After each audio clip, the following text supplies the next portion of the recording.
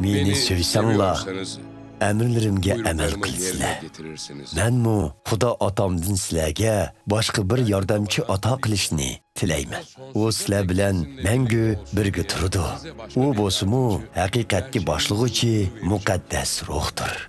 Uni bu dunyoning odamlari qabul qilmaydi. Chunki uni ko'maydi, tonimaydi. Biroq sizlar uni toniysizlar.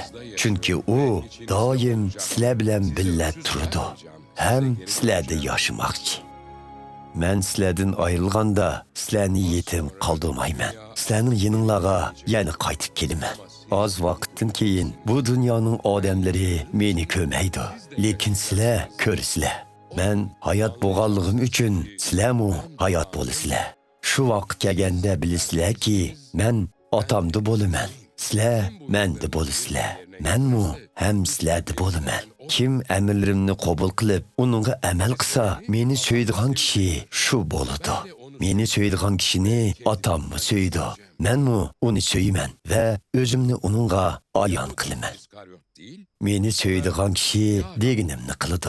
Atammu onu söydi. Atam bilan ikkimiz mundaq kişinin yeniga berib, onun bilan billa makan qurimiz. Meni söymaydigan kişi deginimni qilmaydi. Sizlar anlayotgan so'zlar mening emas, balki meni avatgan otamninkidir. Men sizlar bilan birga bo'layotgan chig'imda sizlarga bularni dedim. Lekin otam mening nomim bilan avatgan yordamchi, ya'ni o'zining muqaddas ruhi sizlarga hammani o'gitidi. Ham mening aytgan hamma so'zlarimni esinglarga soladi.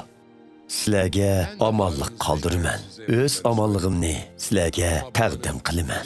Mening sizlarga taqdim qilganim bu dunyoning odamlarining sizlarga baginiga o'xshamaydi. Ko'nglinglarni bearam qilmanglar, qo'rqmanglar. Sizlar men sizlardan ayrilib ketaman. Keyin sizlarning yeninglarga qaytib kelaman degan so'zimni angladinglar.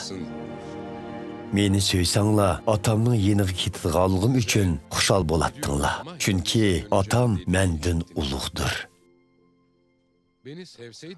Sizlarni bu ishlar yuz berganda menga ishonsin deb bularni sizlardan ayrilishdan burun aytdim. Sizlar bilan so'zlashadigan vaqt ko'p qolmadi.